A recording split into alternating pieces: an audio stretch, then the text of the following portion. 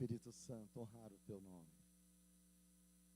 Esses dias o Senhor tem nos visitado de uma forma tão singular aqui neste lugar. E eu sei, ó Deus, que Serra Talhada está sendo visitada pelo toque maravilhoso do Senhor. Eu quero tanto louvar a Ti, porque nesses últimos anos, décadas, o Senhor tem salvado tantas famílias aqui.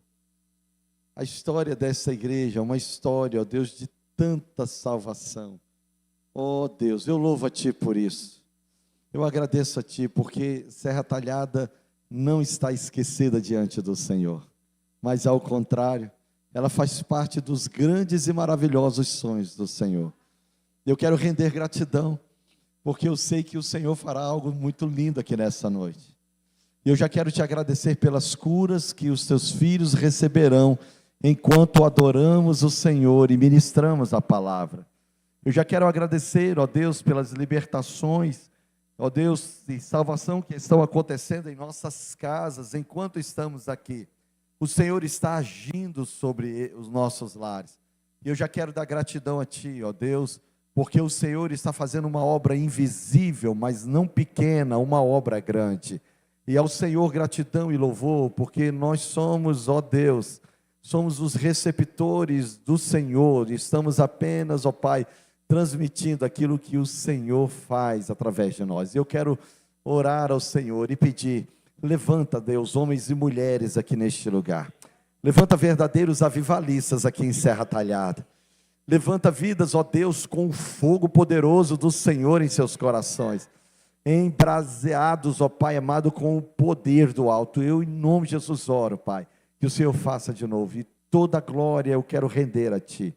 Todo louvor eu quero dar ao Senhor, ó Pai. A Ti para sempre. Honra, glória e louvor no nome de Jesus. Amém. Vamos dar um aplauso ao nosso amado Espírito Santo. Aleluia. A Ele seja a glória. Você sabe que existe uma visão equivocada de alguns ambientes denominacionais, eclesiásticos, dizendo que a gente não pode adorar o Espírito Santo. Ô gente, se o Espírito Santo não pode ser adorado, é porque Ele não é Deus. Se Ele não é Deus, a Bíblia está mentindo, porque Ele faz parte, né, do que nós conhecemos como a Trindade maravilhosa. Agora, os que não conseguiram ou não conseguem negar a divindade do Espírito Santo, colocam o Espírito Santo como uma terceira pessoa. O Pai é importante, o Filho um pouquinho menos, o Espírito Santo está lá na rabeira. E quando na verdade, queridos, o Espírito Santo, ele é tão Deus quanto o Pai quanto o Filho. Na verdade, Jesus está nos céus, à direita do Pai. E quem está agindo nessa terra é o Espírito Santo. O Espírito Santo é a resposta da oração de Jesus. Ele disse: eu rogarei ao Pai, e Ele vos dará o Espírito Santo. Então, eu quero que você entenda, são 2000 anos de uma história linda, dele, através da sua igreja. Agora, o que o Espírito Santo está fazendo? Imagine, o nosso modelo de vida, o nosso modelo de comportamento é Jesus. Pastor, por que Jesus? Porque Jesus, Ele é o Deus que se encarnou. Então Ele é aquele que viveu e pisou nessa terra que nós pisamos. Ele experimentou coisas que para nós são muito comuns e que para Ele não era antes da encarnação. Então quando João diz que o verbo se fez carne, ele estava dizendo, Ele se identificou conosco. Porque alguém poderia dizer: ah, Jesus, eu nunca vou poder ser como Jesus, porque Jesus é 100% Deus. Mas agora Jesus é 100% Deus, mas Ele também é 100% homem. Então eu posso olhar para Jesus e falar bem assim: tudo que Ele viveu, tudo que Ele fez, eu posso viver também. Se Jesus orava, eu posso orar. Se Jesus jejuava, eu posso jejuar. Se Jesus evangelizava, eu posso e devo evangelizar. Se Jesus curava os enfermos, eu poderei fazer isso também.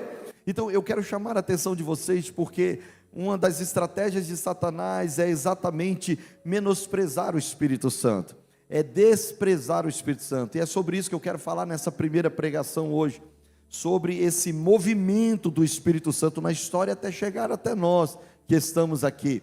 E se você tiver um entendimento, isso de fato vai fazer uma diferença incrível na sua vida, porque foi a partir, queridos, de uma revolução do meu olhar sobre o Espírito Santo que mudou a minha história, que mudou a minha vida de oração, minha vida de dedicação, o culto a Deus, a forma como eu cultuo ao Senhor junto com os meus irmãos, a forma como eu ministro a palavra do Senhor, como eu ouço aquilo que Deus está falando. Então é muito importante isso. Você quer receber o que Deus tem para você? Diga amém. Então vamos lá, eu quero compartilhar com vocês. Abra comigo a sua palavra aí, a Bíblia, em Atos capítulo 1, capítulo 1.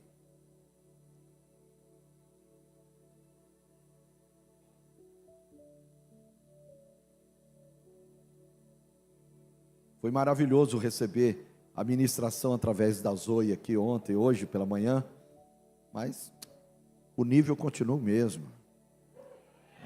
A PIB arrebenta, está indo muito bem. Glória a Deus pela vida de vocês, viu? Vocês são lindos, lindos demais. Glória a Deus. Atos 1, capítulo 1, versículo 1 e 2, que já acharam, diga amém.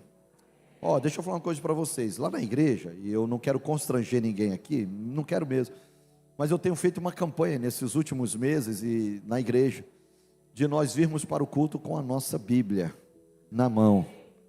Pastor, celular não é Bíblia? Não, celular é celular e tem o aplicativo da Bíblia.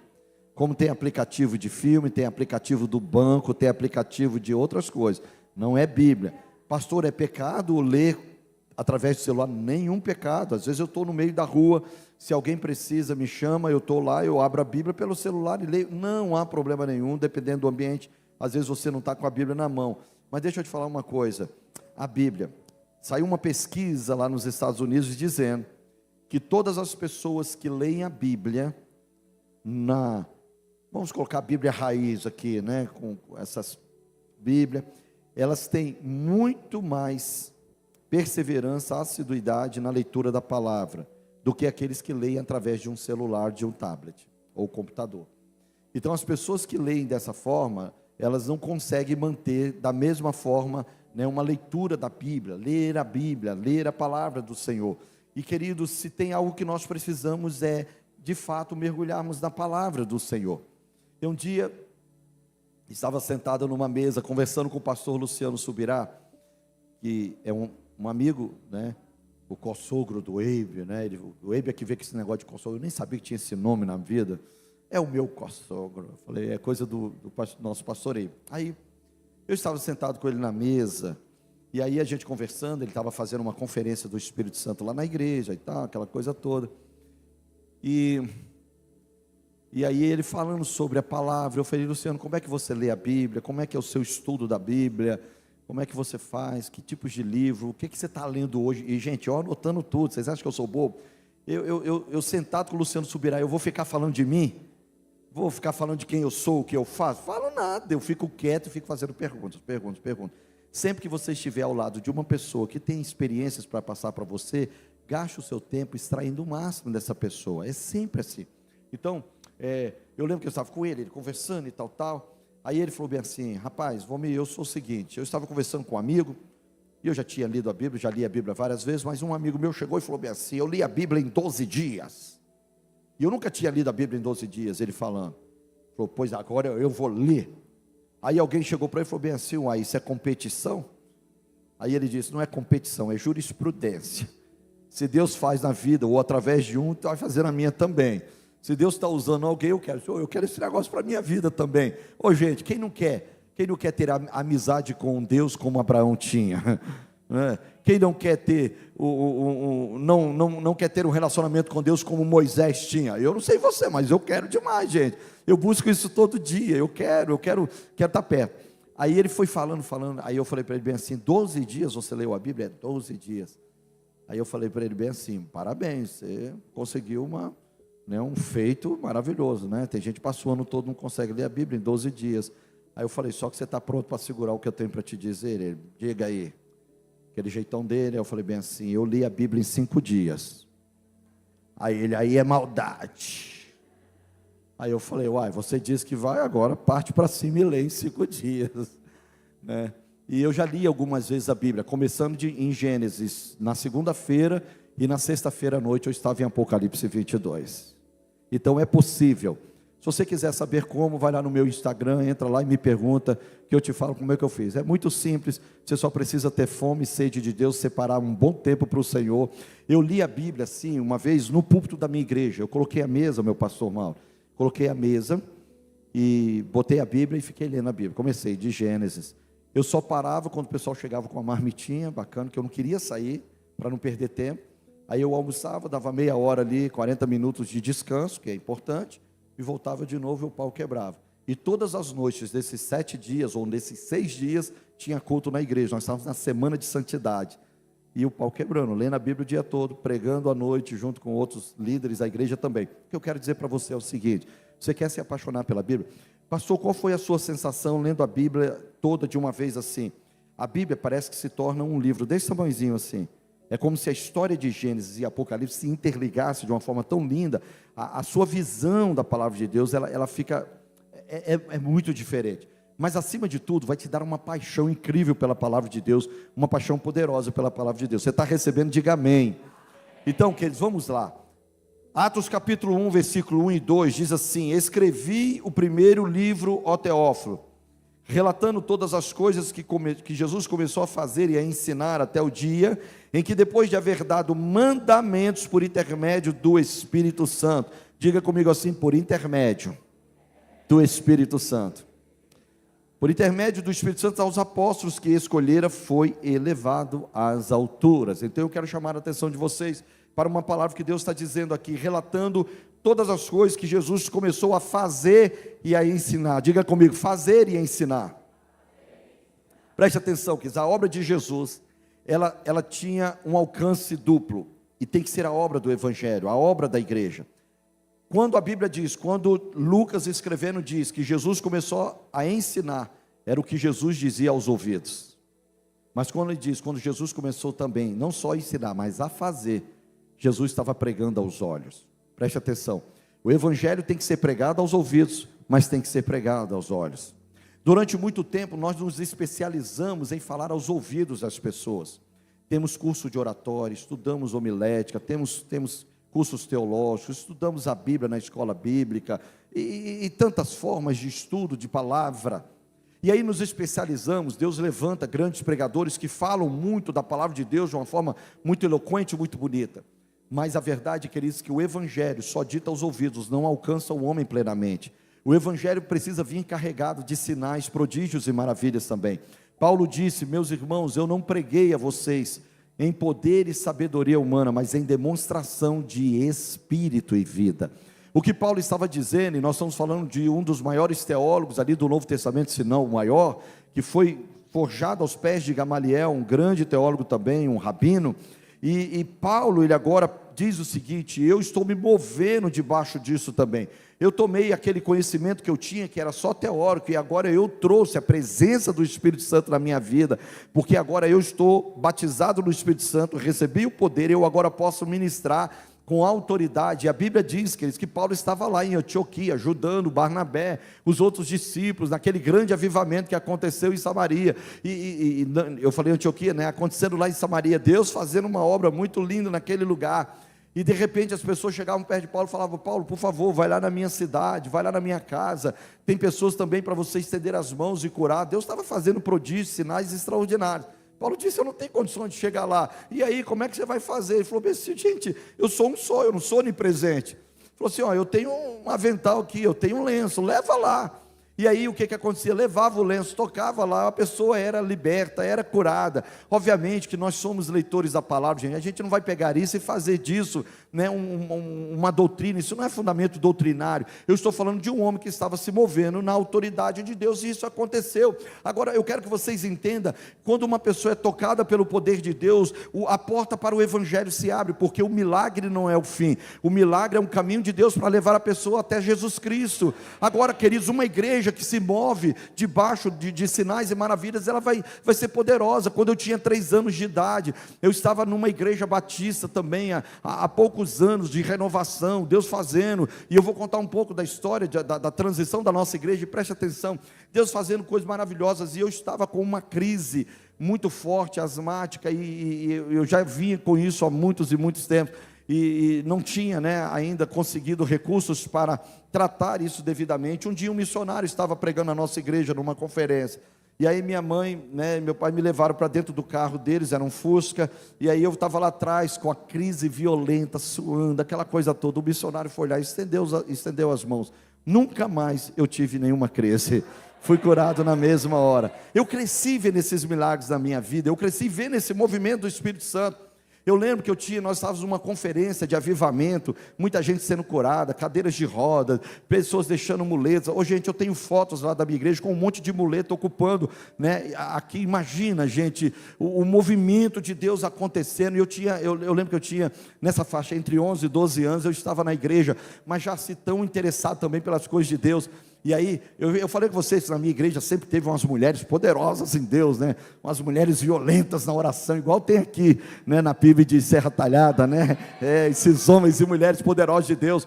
E aí eu lembro que eu estava lá, e uma delas, que é minha intercessora até hoje, ela tem 92 anos de idade. 92 anos de idade. Ela participava desse movimento, uma mulher de Deus, e ela ora pela minha vida. Foi uma das mulheres que Deus deu visões a respeito do meu ministério. Eu poderia passar aqui assim, contando coisas incríveis para vocês, mas eu estava nessa conferência. Aí apareceu um garoto surdo e mudo para receber oração. E aí eu estava lá, igual vocês estão aí, todo mundo orando, estendendo as mãos, Deus curando, Deus tocando, o preletor estava lá. Então eu estava participando e vendo tudo aquilo, e boca aberta com tantas maravilhas de Deus. Aí ela olhou para mim e falou bem assim: Davirzinho, vem aqui. Ela me chamava de Davirzinho na época, né? Ela falou bem assim: Davirzinho, vem aqui. Eu falei: o que foi? Falou assim: você vai orar por ele. Surdo e mudo, minha primeira experiência não pode ser com uma dor de cabeça, uma dor de barriga, uma enxaqueca, alguma coisa menor, sei lá, né? Mas tem que ser logo um surdo e mudo. Ela falou assim: fica tranquilo. Pegou o óleo da unção, o óleo, falou bem assim: você vai pingar no ouvido e vai pingar na língua dele, você vai orar e nós vamos orar junto com você não vai ficar sozinho aqui. Aí eu me tranquilizei, né? Eu falei: gente, sozinho não dá. Eu era um garoto, apesar de muita fé que eu tinha também, mas um garoto. E, gente, naquela noite, foi minha primeira experiência de cura. Minha primeira experiência. Aquele menino foi curado naquela noite. Agora vocês imaginam como é que eu saí de lá, gente? Me sentindo um apóstolo Paulo. Sai da frente, doença, que eu estou aqui. Sai da frente. Espírito de fé. Meu pastor tinha muita fé. Uma vez eu estava pregando aqui no interior da Paraíba, eu estava de férias, e ainda também garoto. Eu deveria ter na época talvez os meus 20 anos, alguma coisa assim, 19, eu ainda não tinha casado. E aí nós estávamos lá de férias, e mesmo o pastor de fé, aliás, gente, então eu tenho que refazer aqui, eu tinha sido recém-consagrado. E aí, mas pastor de férias, sempre as pessoas: não, você não pode, está de férias, mas prega aqui no domingo à noite. A Assembleia de Deus, a Assembleia de Deus tem tudo quanto é lugar do mundo. Eu acho que se fizer uma pesquisa lá em Marte, vai encontrar uma Assembleia de Deus, entendeu? E aí, estava lá, igrejinha, muitos parentes meus lá também, um lugarzinho bem pequenininho, gente, é coisa assim, de poucos bancos aqui, todo mundo, mas uma igreja fervorosa, abençoada. E já tinha mais ou menos um ano que não chovia nada naquela região, e eu disse para eles: gente, nós temos que orar, o poder de abrir os céus está nas nossas mãos, e tal, e prega. E de repente eu fui tomado num espírito de fé. Eu falei: vocês creem que Deus pode mandar a chuva ainda hoje?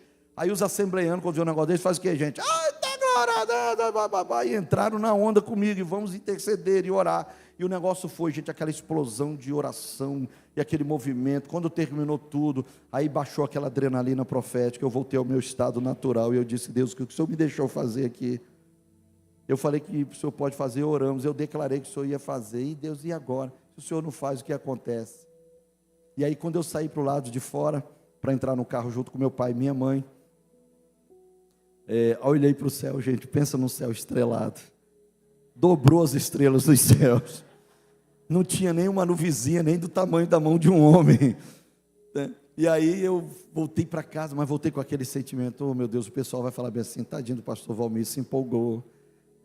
Tenho certeza que eles não iam me chamar de falso profeta, mas eles iam assim: ele estava empolgado naquele dia, naquela noite. Voltei para casa, e aí, né, meus pais foram dormir na nossa casa, que nós temos lá no sítio, e eu fui dormir até na casa ao lado da minha tia, dos meus primos. Fiquei num quarto sozinho, botei a mão assim, fiquei olhando para o teto, aquele teto, né, de telhado e tal, e daqui a pouco eu fiquei ouvindo uns barulhos. Eu falei: barulho em telhado de roça, gente, é tudo, né?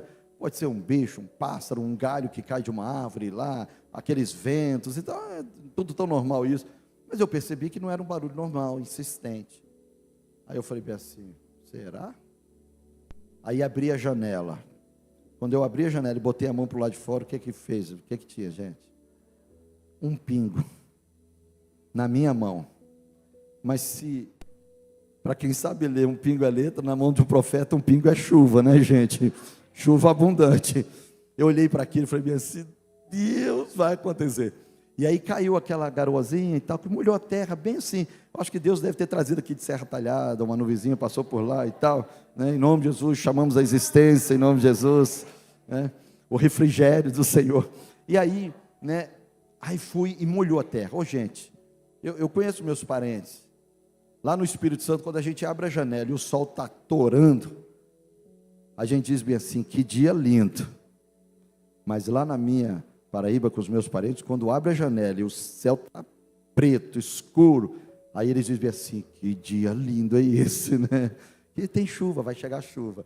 Então, aí veio, aí, quando eu vi aquela chuva, aí eu fui dormir tranquilo, falei, Deus já respondeu a oração. Aí o pessoal me encontrava lá na rua, né, passeando, andando lá, falei assim, e aí pastor Valmir, viu lá a chuva? Eu no meu coração disse, não foi chuva, foi só uns pingos, mas para ele já era chuva, mas para mim também era. 3 semanas depois eu já estava na minha cidade lá, em Vila Velha, lá na Grande Vitória, e aí eu recebo a notícia, uma enxurrada de chuva caindo sobre aquele lugar. Eu orei sozinho? Não, mas que eu fiz parte, fiz. Tinha muita gente orando, mas eu fiz parte daquele momento. Eu quero declarar, queridos, que você precisa se mover nesse espírito de fé. Deus vai te levantar para começar a fazer movimentos de diferença na vida de pessoas. Começar a liberar o sobrenatural. Imagine uma pessoa sentada do teu lado, de repente o Espírito Santo coloca uma palavra de conhecimento, e você diz bem assim, eu não sei se faz sentido para você, mas eu estou entendendo pelo Espírito Santo isso e isso aqui. A pessoa diz bem assim, ninguém sabe disso, só Deus sabe. Então o que acontece? Deus traz quebrantamento, transformação. Se é um não crente, ele rende a Jesus. Entende o que eu estou dizendo, queridos? A igreja precisa se mover no sobrenatural, e eu quero declarar em nome de Jesus, que a PIB de Serra Talhada vai ser uma igreja que vai se mover debaixo do sobrenatural do Senhor. Os que creem assim, digam aleluia. Sabe, vai ser como na Rua Azusa, as pessoas vão dizer bem assim, entrou na Rua Azusa, vai ser curado. E o pessoal vai dizer, entrou aqui na PIB de Serra Talhada, não vai sair como entrou, vai sair curado em nome de Jesus. E eu já quero declarar para os ossos, você tem que voltar ao seu lugar agora em nome de Jesus. Eu declaro ao sangue, sejam limpos agora as veias, eu declaro a todos os órgãos dos corpos agora, eu declaro que tumores estão indo embora, dores estão indo embora, eu declaro que as vistas estão sendo restauradas, ouvidos estão sendo desimpedidos, eu declaro em nome de Jesus, o Senhor está aqui neste lugar, e eu declaro a cura te alcança. Se você recebe, diga aleluia. O movimento foi acontecendo, preste atenção, o que Jesus começou a fazer e a ensinar, é muito importante isso, porque os discípulos entenderam isso, e logo que eles receberam o poder do Espírito Santo, milagres seguiram a igreja primitiva. Eu quero que você entenda, a igreja nasceu em milagres, se moveu em poder, fundamentada na palavra de Deus, mas ela falava aos ouvidos e falava aos olhos também. Nós precisamos, queridos, em algum momento da nossa vida, começar a tomar algumas decisões importantes. Agora, os discípulos se moveram dessa forma. Só que eles foram morrendo, e aí vieram os discípulos dele. O segundo século foi um século de transição, onde os discípulos dos discípulos estavam também já envelhecendo e morrendo. E agora nasce uma igreja nova. Essa igreja nova agora, queridos, ela começa a se movimentar debaixo de um conhecimento maior a respeito de muitas coisas da palavra de Deus, da história da igreja. E aí aquilo que era uma manifestação de poder natural começou a se esvaziar na igreja. Principalmente quando começou o que nós chamamos da era patrística. O que é era patrística? Os pais da igreja. Eram teólogos, homens tementes a Deus, que tinham também temor do Senhor, né? Alguns deles não tinham tanto assim, mas a grande maioria eram homens do Senhor, começaram a ler a Bíblia. O problema é o seguinte, é que eles começaram a trabalhar o seguinte pensamento: a gente lê a Bíblia, interpreta, e vocês não precisam ficar carregando a Bíblia e lendo a Bíblia, deixa que a gente lê e interpreta para vocês. A igreja começou a abandonar a palavra. Abandonando a palavra, já não orava mais, a igreja agora já não se reunia debaixo de perseguição, Foram 250 anos de perseguição na igreja, 250 anos de perseguição na igreja, a partir principalmente de Nero, ali no ano 60, 64, quando ele coloca fogo em Roma, a coisa foi se alastrando, a igreja perseguida. Só que o detalhe, quanto mais se perseguia a igreja, mais ela crescia. Por isso que o imperador Constantino falou: vou me juntar a esse pessoal aqui.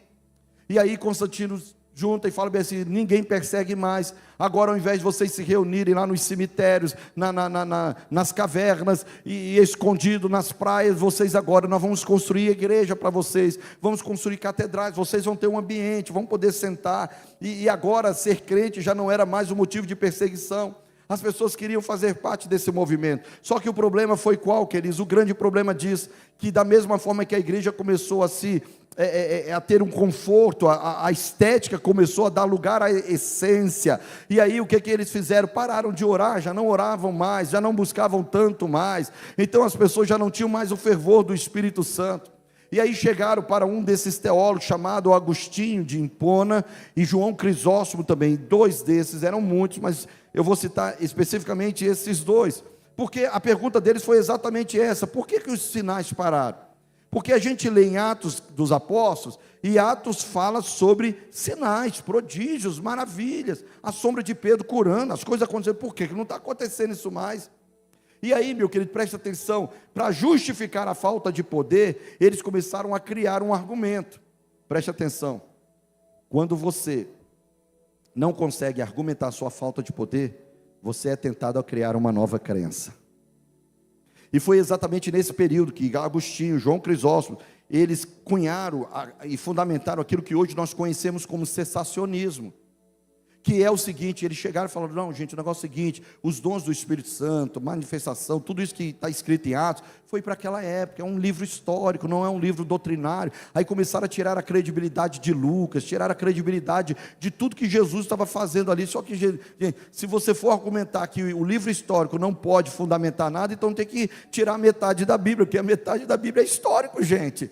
E quando a gente lê a história de Abraão, a história de Davi, a história de Isaías, o que nós extraímos? Fundamentos para a nossa doutrina, fundamentos para o nosso conhecimento e prática, né? a nossa regra de fé e prática. E aí, queridos, eles começaram a cunhar isso, as pessoas começaram a acreditar. Só que enquanto eles falavam isso, Deus levanta um grupo, porque tem sempre 7.000 que não dobram os seus joelhos a Baal. Sempre tem, sempre tem. E aí, de repente, uns tal de montanistas, que eram seguidores de Montano. Quem era essa turma? Eles não podiam se reunir nas catedrais da época, porque eles já não acreditavam mais naquilo, eles já estavam insatisfeitos com tudo aquilo que estava. Era muita formalidade, as coisas, o louvor, a pregação, o ensino, tudo muito formal. Eles queriam o poder de Deus. Eles começaram a se reunir lá fora, foram lá para o meio do mato, lá para as montanhas. E aí o que aconteceu lá? Começou a acontecer o profetismo, línguas, sinais, maravilhas. Então a turma da cidade que precisava de receber cura, transformação, não vinham para as catedrais, iam para eles. Por isso que os montanistas, se você ler na história, eles são chamados de hereges. Então, se você pega um livro, né, de uma igreja mais reformada, uma igreja mais cessacionista, né, ou mesmo os escritos católicos, e eu li muitos desses livros católicos por causa de uma formação que eu estava fazendo, eu tive que ler. Gente, era filosofia pura, filosofia misturada com teologia. E, gente, deixa eu falar uma coisa com vocês: a Bíblia não pode ser misturada com a filosofia humana. E outra coisa, a Bíblia não precisa de ser corroborada por arqueologia, por filosofia. A Bíblia por si só, ela é a palavra de Deus, ela é suficiente, ela é a inerrante palavra de Deus, ela é a palavra de Deus de Gênesis a Apocalipse, queridos. Ela não precisa ser atualizada, ela é a palavra do Senhor. Mas o que eles fizeram, esses grandes teólogos? Começaram a misturar com a filosofia greco-romana, principalmente a filosofia da Grécia. Então começaram a pegar os textos da Bíblia e misturar com Aristóteles, com Platão, né, com Sócrates. E aí as pessoas subiam e diziam: nossa, que inteligência! Mas isso estava drenando o poder da igreja, gente. A coisa estava acontecendo. E eu vou falar uma coisa para vocês: do ano 300 até 1300 mais ou menos, a 1400, a igreja passou pelo que nós conhecemos a Era das Trevas. Foi o período que a igreja perdeu o poder e começou a entrar as heresias na igreja. Eu poderia passar um bom tempo aqui falando com vocês sobre tantas heresias que chegaram, questionaram a divindade de Cristo, e aí entrou o que nós conhecemos como a simonia, que é a venda de coisas sagradas, e aí começaram a vender pedaços do céu. Gente, a coisa foi entrando de uma forma tão terrível na igreja, e o Espírito Santo foi sendo apagado da vida da igreja. Eu quero que você entenda uma coisa: o poder da igreja está na ação do Espírito Santo nela. Por isso que Jesus falou em Atos 1:8: recebereis poder ao descer sobre vós o Espírito Santo. Então como é que o diabo ele pode tirar o poder da igreja? É fácil, gente. Ele não precisa impedir eu e você de vir a um culto. A gente continua vindo ao culto. Ele só tira, ele só nos faz desprezar o Espírito Santo. Por isso que Paulo disse lá em 1 Tessalonicenses 5:18 e 19: não apagueis o Espírito Santo e não desprezeis as profecias. Isso é muito importante, queridos, porque é exatamente aí que nesse período nós precisamos resgatar aquilo que essas gerações eles foram perdendo. No final dos anos 60, o Espírito Santo soprou sobre a nação brasileira. Meu sogro recém-batizado, poucos anos batizado, na primeira batista de Vitória, por Nilson de Amaral Fanini. Quem aqui é batista das antigas, ou lê a história batista, sabe que Nilson Amaral Fanini foi um dos nomes né, maiores da nossa denominação, e um homem né, também de muito respeito, muito conhecimento. Ele foi batizado, ficou em Vitória 2 anos, depois foi para o Rio de Janeiro, para Niterói. Meu sogro ficou lá. Nesse período, meu sogro recebeu o batismo no Espírito Santo.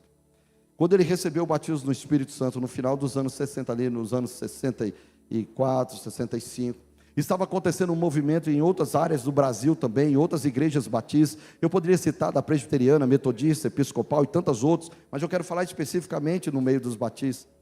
E aí veio todo esse movimento, a resistência, e aí os batistas chegaram e falaram bem assim, e o convidaram para ele se retirar, um convite. E aí ele sai da denominação, porque a denominação né, não entendeu, não compreendeu o que estava acontecendo com ele, esse movimento todo de dons de línguas.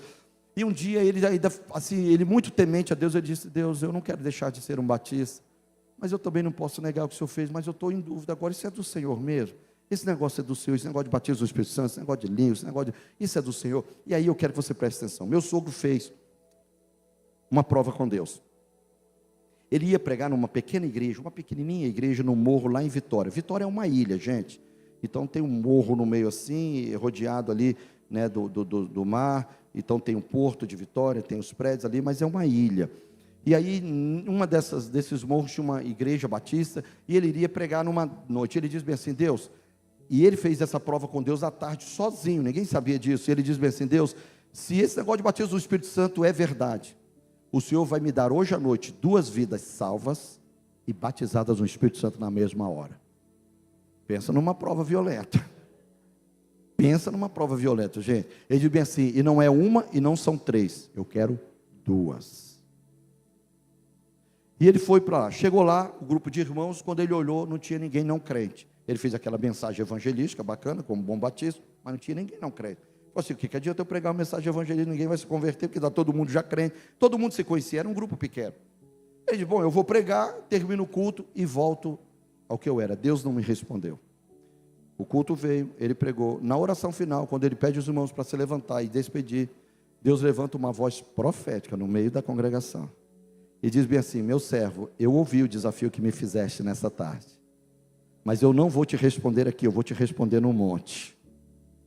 Deus é Deus dos montes também. Naquela noite ele saiu, isso já era 9 e pouco da noite, ele foi para o monte. Sabe o que aconteceu? Todo mundo que estava na igreja foi junto também.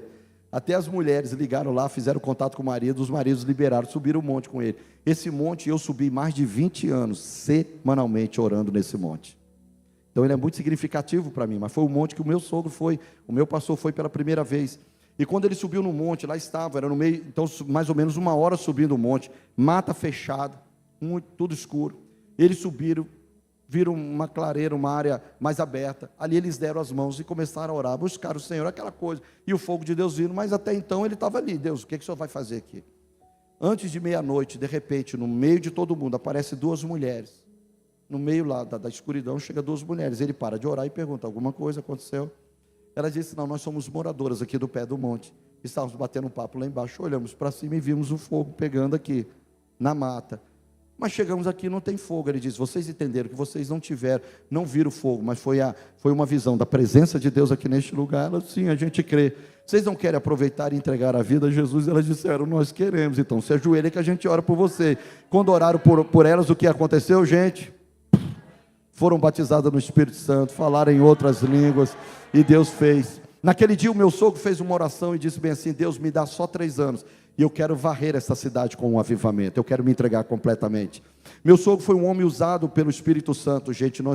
Eu poderia passar assim, dando testemunhos absurdos de coisas que Deus fez. A minha mãe fez parte da equipe dele, que rodava vários lugares ali no sul, no Brasil, fazendo conferências de avivamento, conferências de curas e milagres.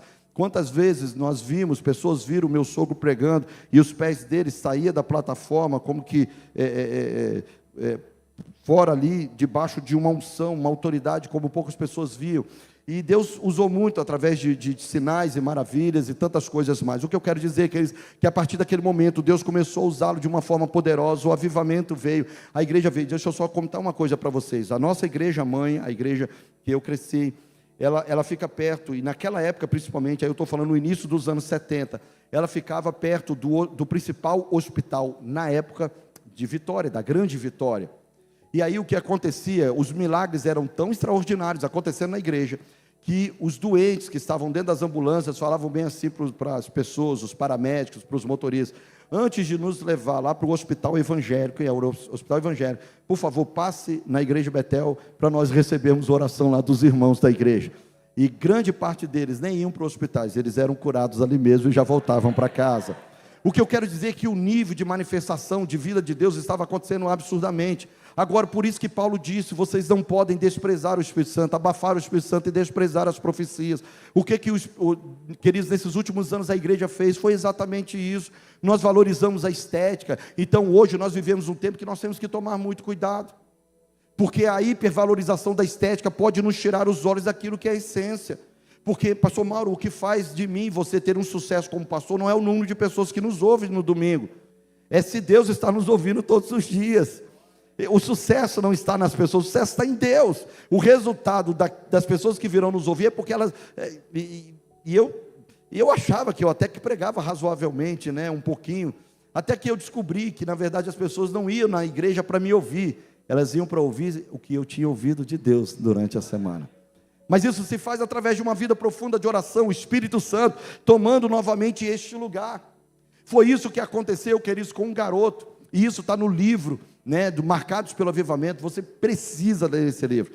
Esse livro vai gerar um fogo no teu coração, gente. Você vai te estragar para o modelo antigo, vai te estragar para a sua vida antiga. Você vai ficar muito louco de paixão pelo Espírito Santo. E esse garoto chamado Samuel Morris, nasceu na Costa do Marfim. Ele era de uma tribo. Na guerra que teve a tribo do pai dele, que era o chefe da tribo, com outra tribo, ele foi preso, ficou no tronco. De repente veio uma luz do céu, ele foi solto, e a voz disse para ele assim, corre. E ele correu no meio da mata a noite inteira, e foi parar numa cidade costeira. Chegou lá e encontrou um amigo que estava frequentando uma igreja, de missionários que vieram dos Estados Unidos para lá. Ali ele se converteu e ele se apaixonou pelo Espírito Santo. Ele queria saber tudo sobre o Espírito Santo. Eu quero saber, me conta sobre o Espírito Santo, me conta sobre o Espírito Santo. Aí as pessoas dizem, chegou um ponto que a missionária diz bem assim, tudo que a gente sabe do Espírito Santo, nós já te passamos, não tem mais nada. Ele diz bem assim, então quem ensinou a vocês? Eu estou falando de um pichotinho, gente, 15 anos de idade. Andava descalço, um menino, um garoto. E ela diz bem assim, olha, quem nos ensinou foi o pastor Stephen Merritt, mas ele está lá em Nova York, do outro lado do Atlântico. Ele disse, pois eu vou lá, atrás do pastor. Ele foi para o cais, chegou lá o capitão, ajeitando o navio para viajar para a América, e ele disse assim, capitão, eu preciso que o senhor me leve para Nova York. Ele olhou e disse assim, quem é você? Não, o que você vai fazer lá? Eu preciso ir lá porque lá eles vão me ensinar sobre o Espírito Santo. Mas quem mandou você aqui? Meu pai. E quem é seu pai? Ele disse bem assim, cada doido, saiu, durante vários dias, ele esteve no pé dele, eu quero ir para Nova York. Chegou uma hora que ele falou assim, capitão, me leve para Nova York, o senhor não vai gastar nada comigo, só me dá comida, e eu vou trabalhar como todo mundo, vai sair de graça, olha. Aí o capitão fez o cifrãozinho nos olhos, uma mão de obra barata, só pela comida, eu levo esse menino. 5 meses de viagem, que naquela época levava esse tempo, 5 meses para chegar a Nova York. Durante os 5 meses, Samuel Morris ganhou o capitão e toda a tripulação do navio para Jesus. Quando ele desce em Nova York, a primeira pessoa que ele encontra, ele fala bem assim: você sabe quem é o pastor Stephen Merritt? A pessoa disse: eu sei quem é, eu vou te levar lá. Agora eu pergunto para você, no meio de Nova York, você pergunta a primeira pessoa e ele diz que sabe quem é o pastor. Eu pergunto, era o Espírito Santo ou não era, gente? Agora, o que leva um menino a sair da África sem saber falar direito o inglês e vai para o outro lado para aprender sobre o Espírito Santo? Quando ele chega, encontra o pastor Stephen Merritt, ele fala bem assim, o pastor Stephen, ele vai se apresenta, diz quem ele é. Ele falou: o que você veio fazer aqui? Ele falou assim: pastor Stephen, eu vim aqui porque me disseram que o Senhor vai me ensinar sobre o Espírito Santo. Ô gente, que loucura é essa? O pastor Stephen Merritt disse que ele ouvia isso e o coração dele apertava, porque ele dizia bem assim: um cara que sai lá da África para vir aqui tem que me ensinar sobre essa fome de Deus e não eu. Aí o pastor Stephen pegou ele uma hora, colocou em cima de uma carruagem e saiu por Nova York, mostrando para ele para ele conhecer um pouquinho Nova York, sabe, o teatro da ópera, né, que fala, os jardins, Aí chegou uma hora que ele falou assim: pastor, o senhor pode dar uma paradinha aqui? Ele falou: posso. O senhor me permite fazer uma oração? E o pastor Stephen Merritt nunca tinha feito uma oração na carruagem. Aí ele falou: não, ok, tudo bem, pode fazer. Ele disse assim: Deus, eu quero tanto te agradecer. O senhor me trouxe para Nova York. E eu estou aqui agora junto com o pastor Stephen Merritt. Deus, eu quero te agradecer. Mas ele já me mostrou tudo sobre Nova York, os prédios, os lugares importantes de Nova York. Mas até agora, Deus, ele não falou nada do Espírito Santo para mim. Aquele dia o pastor Stephen Merritt fala que ele chorou, o coração dele apertou, porque aquele menino viveu somente mais 5 anos ali em Nova York. A história, você compra o livro, você vai ouvir um pouco mais da história. Mas esse menino deixou um legado muito grande. O objetivo dele era vir para Nova York, estudar e voltar para ser missionário na tribo dele, na região dele, na Costa do Marfim. Ele morreu 5, 6 anos depois. Quando os colegas dele do seminário estavam reunidos, uma menina levantou e falou bem assim: o nosso Samuel Morris queria tanto ser missionário lá, mas ele morreu. E eu estou aqui colocando a minha vida para ser missionária lá na Costa do Marfim. Aí um outro foi e levantou: eu quero ir junto também. O outro levantou. Essa faculdade Taylor, ela expandiu tanto, e tantos missionários espalharam no mundo, que eles abriram uma filial de missões lá na África, que está até o dia de hoje. Fruto de um garoto apaixonado por Deus. Deixa eu te falar, o que leva um menino a atravessar o Atlântico para conhecer o Espírito Santo? E às vezes a sua distância para conhecer o Espírito Santo está em poucos metros. Pessoas que podem te ensinar a respeito do Espírito Santo. E deixa eu falar uma coisa para você: chegou um dia que eu estava com uma fome tremenda do Espírito Santo, uma fome tremenda, e eu tinha acabado de receber um livro de presente. Por isso que eu falo com vocês, leiam livros, os livros certos. Sabe qual era o título do livro? Espírito Santo, tenho fome de ti. Ele não existe mais em português. Eu estou doido para ver esse livro sendo editado.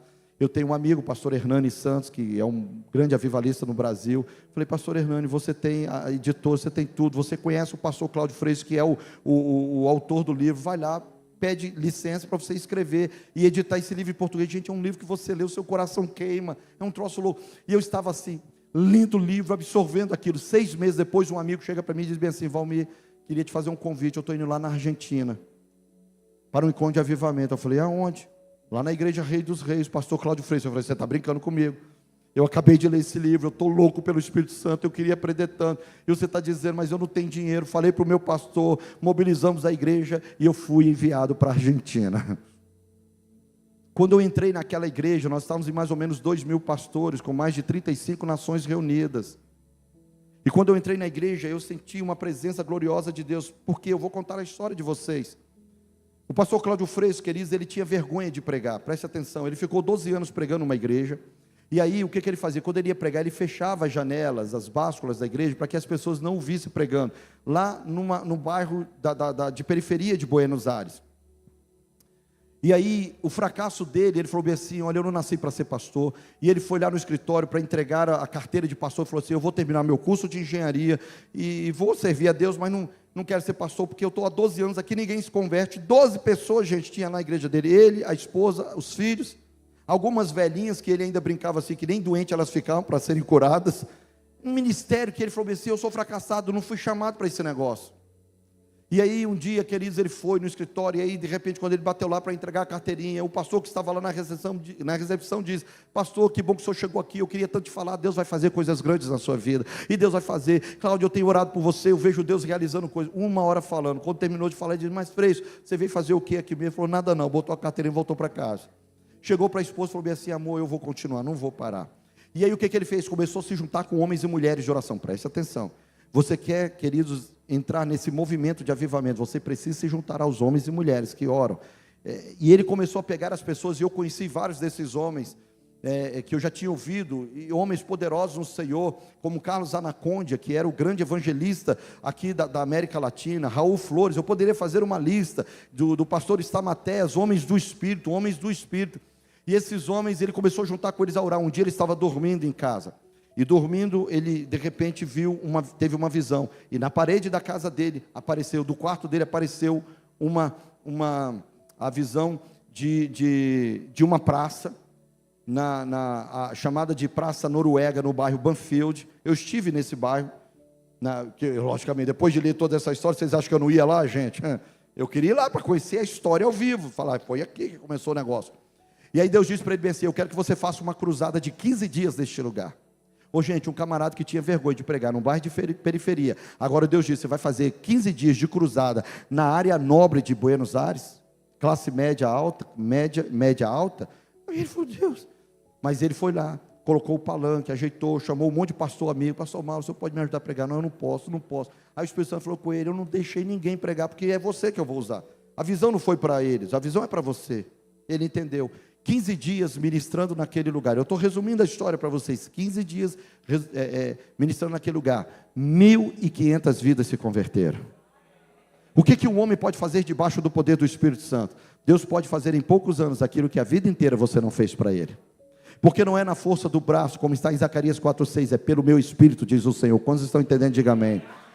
Quando eu estive na igreja, quando eu fui para esse encontro de avivamento, a igreja já estava com 5.000 pessoas. 2 anos, 3 anos depois eu voltei, já estava com 10.000 pessoas. A última contagem, há pelo menos 10, 15 anos, já estava com mais de 30.000 pessoas. E sabe o que o pastor Freixo começou a fazer? Pregar em estádios para 70, 60, 50.000 pessoas. Um homem que passou 12 anos sem ganhar ninguém para Jesus, e com vergonha que os outros na rua o vissem pregando, ele agora prega para multidões ao redor do mundo inteiro. O que eu quero dizer, queridos, que se o Espírito Santo vem com poder sobre a igreja, ninguém segura a igreja do Senhor. Por que Samuel Mores, ele se movimentou nesse nível de paixão pelo Senhor? Esse menino morreu, mas eu estou falando dele aqui hoje. E qual foi o mérito desse menino? Ele se apaixonou pelo Espírito Santo. Eu falei com vocês que eu passei 7 dias em jejum só para ouvir do Espírito Santo, só para me apaixonar por ele. Eu não sei aonde, querido, você está buscando. Depois eu fiz um jejum de 21 dias, também com essa temática. E o Espírito Santo disse assim para mim, nunca suba no púlpito sem honrar a minha pessoa. Porque tudo que eu for fazer quando você estiver pregando não tem a ver com você, tem a ver com a minha presença na sua vida. Eu quero que você entenda, talvez você diga assim, pastor, o que Deus pode fazer? Eu não sei, mas são coisas absurdamente grandes e maiores do que aquilo que você está vivendo. Agora a minha pergunta é, quantos querem isso na sua vida? Diga amém. Quantos desejam isso? Fique em pé comigo agora em nome de Jesus. Essa é a primeira parte da pregação, eu vou continuar essa pregação na segunda parte do nosso culto hoje, e aí eu vou entrar em algumas coisas que vocês vão ver assim, quantas coisas Deus pode fazer. Queridos, eu cresci num meio renovado, Deus foi fazendo, eu vi maravilhas acontecendo, Deus começou a usar a minha vida, em alguns momentos eu também estendi as mãos, Deus começou a me dar palavras de conhecimento, comecei a falar sobre pessoas, e as coisas vão acontecendo, mas nada vem de um dia para o outro, tudo é dedicação, é amor, é desejo, é paixão pelas coisas de Deus. Eu não sei, talvez você olhe e diga bem assim, pastor, eu perdi essa paixão, eu já não tenho mais isso no meu coração. Deixa eu falar uma coisa para você, Deus vai fazer a obra dele na terra, crendo eu e você ou não, Ele vai fazer a obra dele. A questão é, você quer ficar de fora ou você quer participar disso? Você quer ficar de fora ou você quer estar nesse movimento do Espírito Santo? Eu decidi andar com homens e mulheres de oração, meus irmãos, eu tenho amigos fabulosos. Eu tenho amigos fabulosos, homens apaixonadíssimos pelo Senhor. Poucas pessoas do Brasil falam tanto sobre o Espírito Santo como o pastor Eibe, um dos melhores livros sobre o Espírito Santo. Eu estou agora terminando, agora no início do ano eu vou lançar um livro sobre o Espírito Santo, falando sobre a minha experiência, a minha caminhada com o Espírito Santo. Eu acho que esse livro também vai abençoar a muitas vidas também. Mas deixa eu falar uma coisa para você. O Espírito Santo, ele está querendo muito ter comunhão com você. Ele está querendo muito ser o seu amigo. A Bíblia diz bem assim, lá em 2 Coríntios 13:13, o amor de Deus o Pai, a graça do Senhor Jesus e a comunhão do Espírito Santo. Preste atenção, o amor é incondicional, não depende do seu amor. A graça, o nome já diz, é gratuito, ninguém compra. A salvação é de graça, por meio da fé, gratuito. Mas a comunhão, ela tem um preço. A comunhão tem regras. O Espírito Santo não vai ter comunhão com aqueles que não querem ter comunhão com Ele. Você não vai receber as impressões do Espírito Santo se você menospreza o Espírito Santo. Por isso que Paulo falou, o maior perigo da igreja é menosprezar o Espírito Santo. Não desprezeis as profecias, não abafeis o Espírito Santo, não abafem. Em Atos dos Apóstolos, lá no capítulo 19, capítulo 20, ali naquela área, aconteceu um dos maiores avivamentos da igreja primitiva, que foi na cidade de Éfeso. Paulo ficou lá mais de 3 anos, uns 3 anos e meio por aí, 3 anos e meio. Foi um tempo, ele estabeleceu liderança, estabeleceu uma igreja poderosa, um grande avivamento. Paulo não ficava assim, em todos os lugares, mas em Éfeso ele ficou. Quando ele foi embora, ele diz bem assim, quando eu for embora, tomem cuidado, porque lobos vorazes virão, para tentar tirar tudo aquilo que eu plantei na vida de vocês. Pois aconteceu 50 anos depois, João tendo a visão do Apocalipse, Deus diz, eu tenho uma palavra para o pastor de Éfeso. Eu louvo vocês pela doutrina boa, vocês não se venderam às doutrinas erradas, às heresias, vocês estão muito bem em várias coisas, mas eu tenho uma coisa contra vocês: vocês abandonaram o primeiro amor. 50 anos depois, aquela igreja do avivamento já não estava mais vivendo isso. O meu pastor já faleceu, ele não está mais entre nós, já tem mais de 13 anos, vai para os 14 anos. Grandes avivalistas já foram, e eu tenho orado a Deus e dito, Deus, o que eu farei nesta minha geração? Eu olho para as minhas ovelhas, para os meus meninos, eu olho para as crianças da minha igreja, e eu digo, Deus, que legado eu vou deixar? O que será desta igreja daqui a 20, 30, 40, 50 anos, se o Senhor Jesus não voltar? Terão eles a mesma paixão? Estarão eles mergulhados nessa mesma paixão? E eu tenho dito, queridos, e eu tenho entendido que a única coisa que eu posso dar para a minha igreja não é um lugar bonito, que a minha melhor herança não é um telão de LED, não são cadeiras confortáveis, não é estacionamento, não são ministérios bacanas, não são grandes e belas conferências, não. O meu maior legado que eu posso dar para eles é a minha paixão pelo Espírito Santo, é a minha vida de oração, sabe? Eu chego para os meus filhos e eu digo, filhos, papai não vai deixar herança aí, grana para vocês não, papai é pastor. Mas se eu posso deixar um negócio para vocês, eu quero deixar a minha paixão por Jesus. Porque se vocês amarem Jesus sobre todas as coisas, nada vai faltar para vocês. Ele vai conduzir, vocês viverão uma vida plena, feliz, abençoada. Vocês farão a obra dele, o propósito dele se cumprirá na sua vida. Eu não sei, queridos, aonde você está, mas Deus está falando para você agora. Ei, não é o que Deus faz na vida dos seus pastores, não é o que Deus está fazendo na vida dos intercessores. Ei, eu estou perguntando o que Deus quer fazer na sua vida. Na sua vida. Você se movimentando e dizendo, pastor, eu tenho tempo para tudo menos para Ele. Eu estou preocupado com tantas coisas menos com Ele. E muitas vezes você bate no peito e diz, pastor, Deus está me abençoando, eu estou com uma bela casa, um bom trabalho. Ah, pastor, meus filhos são maravilhosos, meu marido é bacana, minha esposa é legal. Agora eu pergunto para você, e o Espírito Santo na sua vida, onde ele está?